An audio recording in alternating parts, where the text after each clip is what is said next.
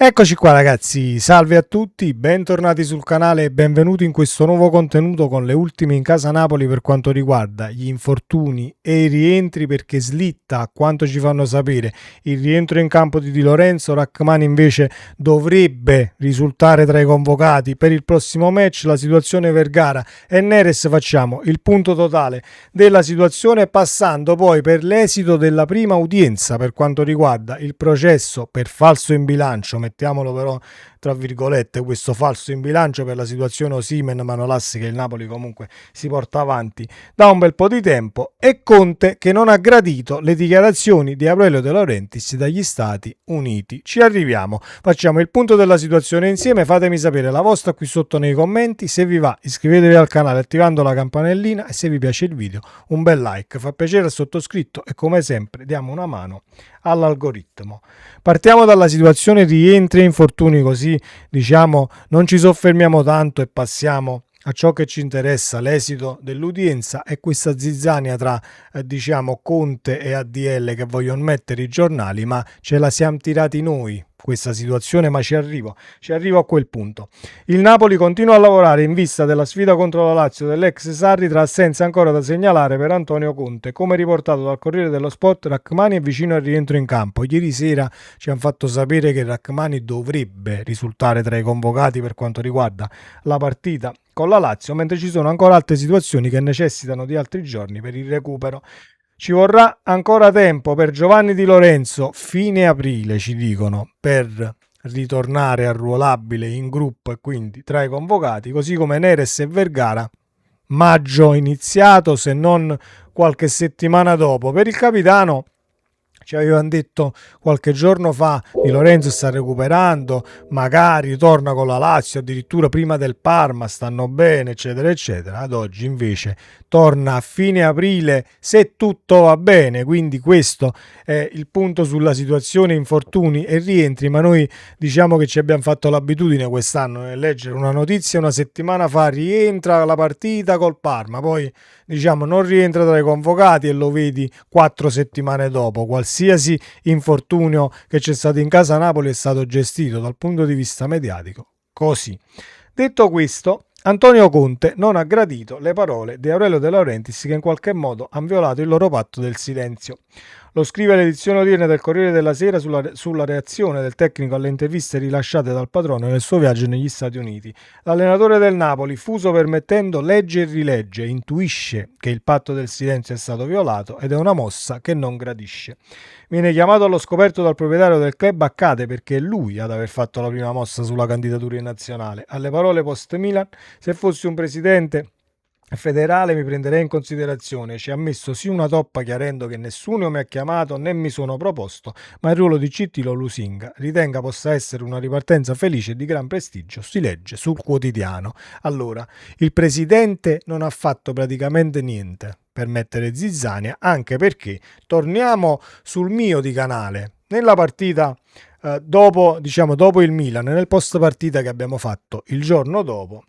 Io non è che mi ero scagliato contro l'allenatore, ma avevo semplicemente detto quelle cose si potevano risparmiare, quelle dichiarazioni si potevano risparmiare, potevi far finta di niente e sviare la domanda, perché sapevo che poi arrivavamo ad oggi, ma anche nei giorni che verranno, a dover leggere matrimonio finito, c'è divorzio, hanno litigato eccetera eccetera eccetera. Poi magari questa situazione che Antonio Conte non ha gradito le parole di De Laurentiis è anche una cosa falsa. Benissimo, noi la prendiamo come buona, però non la prendiamo come falsa. Poi vedremo cosa ci dirà il tempo nei giorni a venire. Il presidente ha fatto quello che doveva fare e io rimango del mio pensiero, al di là che non erano dichiarazioni per dire lascio Napoli a fine stagione, divorzio eccetera eccetera, ma un autoproclamarsi, ecco, un grande allenatore, perché comunque dati alla mano e trofei alla mano sarebbe comunque un ottimo profilo da CT, ma sapevamo, campionati in corso, la stampa come lavora. Ecco perché nel video post partita del Milan io mi ero espresso in questi toni, dovendo poi togliere anche il video, quel video dopo averlo fatto per 3-4 ore, perché poi ho ricevuto dei commenti molto maleducati con parole che poi YouTube vede e quindi demonetizza, blocca il video, non te lo propone, eccetera, eccetera. Quindi ho dovuto fare anche pulizia per quanto riguarda quel contenuto, ma io sapevo benissimo che arrivavamo ad oggi leggendo queste di situazioni. Ecco perché dissi era meglio non rispondere, oppure diciamo semplicemente dire abbiamo 7, 8, 9, 10, 15 partite da giocare, non è il caso, la nazionale poi vedremo, ma adesso penso al campionato, punto. Non sarebbe successo praticamente niente.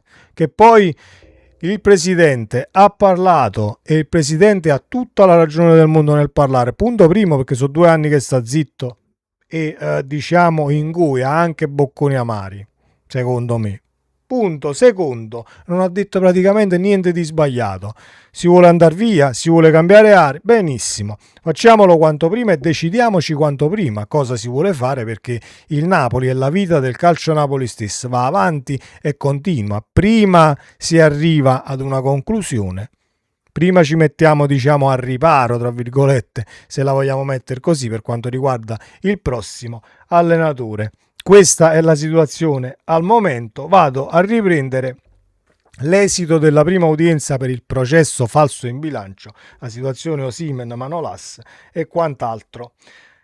Oggi si è svolta la prima udienza del processo di falso in bilancio davanti ai giudici della nona sezione collegiale del Tribunale di Roma. La SSC Napoli è stata difesa dall'avvocato Lorenzo Contrada, che nell'udienza preliminare ha eccepito la nullità assoluta del decreto giudiziario per mancata notifica. Stando a quanto riporta il Mattino, che oggi ha diffuso l'esito della prima udienza, la difesa ha sollecitato la remissione degli atti al GUP, che resti unitaria la trattazione del procedimento.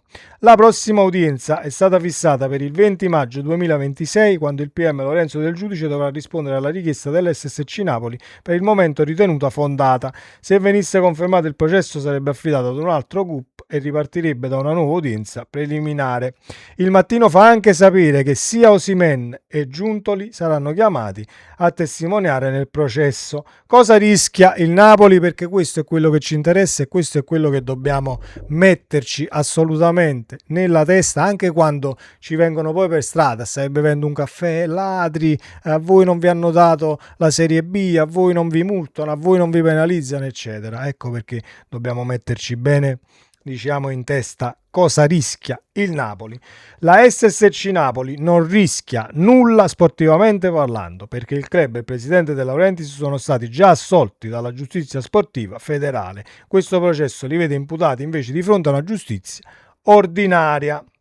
Quindi il Napoli sportivamente non rischia niente, quindi quelli che poi si faranno sotto, mi auguro di no, sotto questo contenuto, ma sono poi argomenti che comunque portano un tifoso avversario o qualcuno ad affacciarsi che non tifa Napoli per venirti a dire a voi non vi fanno mai niente, avete rubato, vi siete presi a Osimhen regalando calciatori, diciamo gonfiando cartellini, eccetera, eccetera, eccetera. Noi andremo avanti nel processo e sappiamo che sportivamente non rischiamo praticamente niente, e poi vedremo l'esito di questo processo avendo visto esiti diversi in altri campi, con altre maglie, con altri personaggi che poi hanno fatto dei corridoi dei tribunali, diciamo, la loro casa, e quindi non possono assolutamente permettersi di venire con un tifoso del Napoli e dire avete rubato, vi siete comprati quello e quell'altro, ma non erano regolari, eccetera, eccetera, eccetera.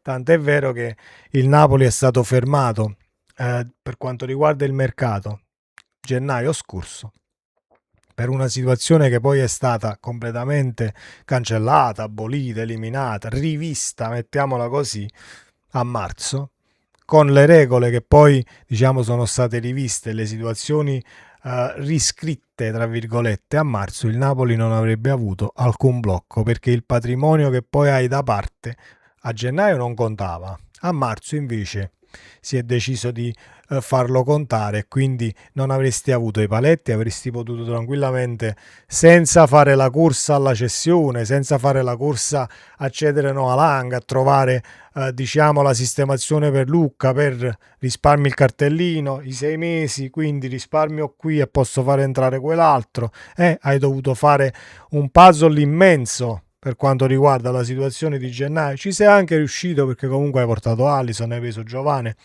un po' di rinforzo per quanto riguarda gli esterni e sull'attacco l'hai anche portato e ci sei riuscito, però è una situazione che a priori non doveva esserci, perché poi sono cambiate sia in corso le regole diciamo in quel di gennaio, sia in corso a marzo, quando diciamo hanno rivisto la situazione e quindi non ci sarebbe stato nessun blocco del mercato. Non vi presentate assolutamente con maleducazione, non parlo della community, che assolutamente ho una community diciamo da invidiare per quanto riguarda educazione, ma soprattutto la competenza che si esprime nei commenti, ed è lì che mi diverto poi a rispondere a tutti, e lo faccio da quando ho aperto il canale, perché è lì che cresciamo, è lì che condividiamo comunque idee che possano essere le mie uguali alle vostre o in contrapposizione, però è lì che si cresce e ci si confronta. Sempre Forza Napoli, ci vediamo nel prossimo contenuto, ciao.